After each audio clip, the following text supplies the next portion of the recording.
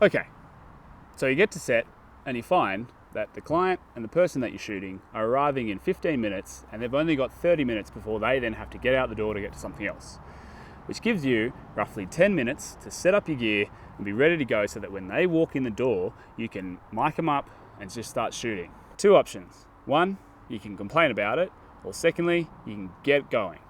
So this is the speed setup challenge.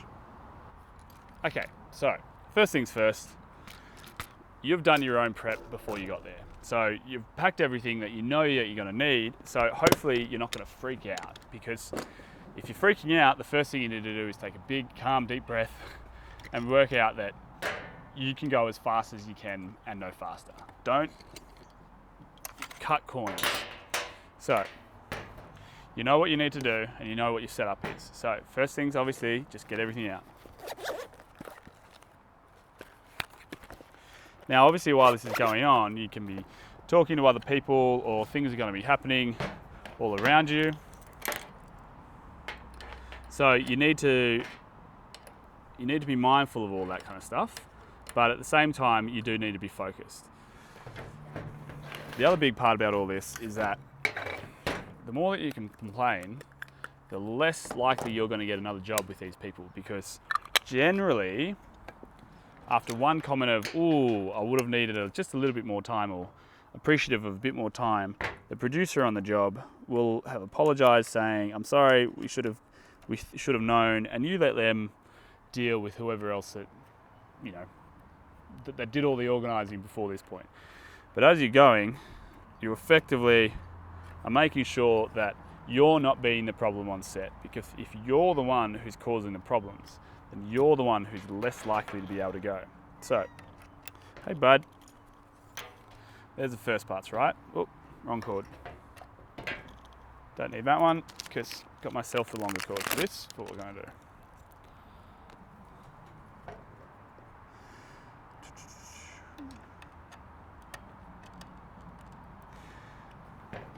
A big part about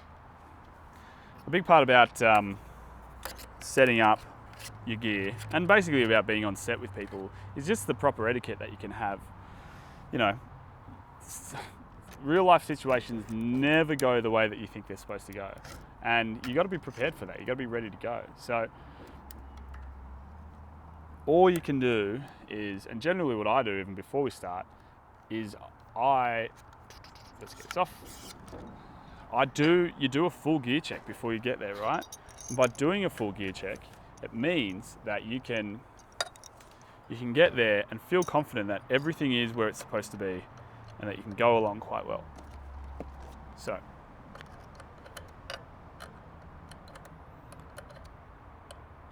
and that goes for both the gear as well as turning the camera on, and with the camera on, making sure that all your settings are pretty much what you know they're going to be once you get there. So, say for example, I'm shooting outside.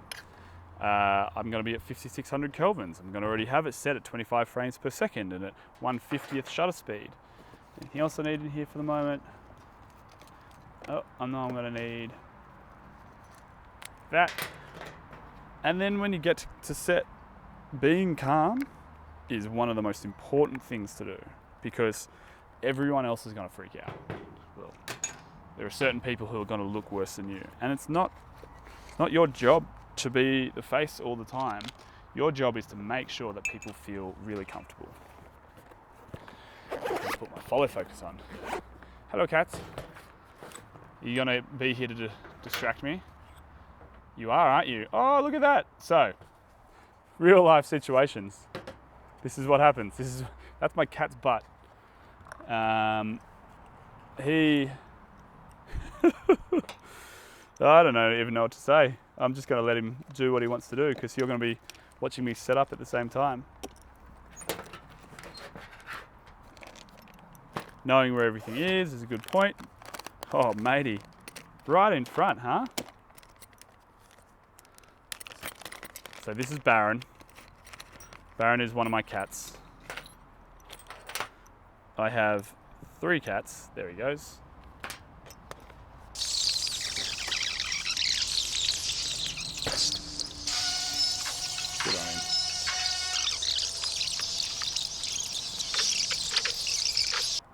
So by now, I think, clients will be on phones. They'll be like, okay, well, this person's coming in at this time. They're about, they're going to call me when they're moments away, blah, blah, blah. And generally, someone you can see is starting to freak out. Now, the less of that type of energy that you can take on board yourself, and the more that you can just focus on doing what you do, then the better it's going to be. Now, by this stage, someone's generally come over and said, how much longer do you need? And I'm like, couple of minutes, okay? Yeah, I'm going as quickly as I can. There's not much more to it. Just give me a moment. Normally, they like to let you go, but consider it like your first warning. That if they're freaking out, you don't need to retaliate in any way, shape, or form. You just need to keep moving. Let's have a look.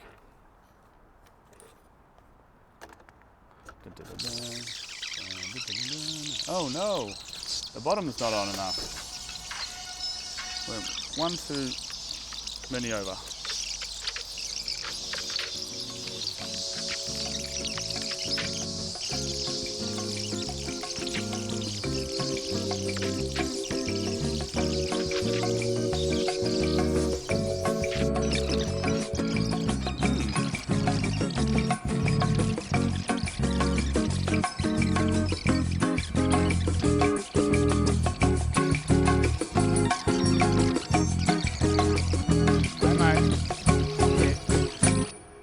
I'm at about 10 minutes, so by now, client's freaking out.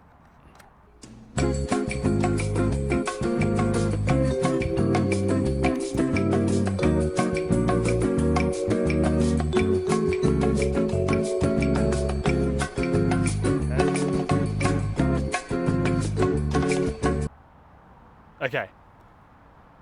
Technically, I'm good, and that's about 12 minutes. So I'm gonna. Oops. I'm gonna give myself that. I'm gonna say 12 minutes.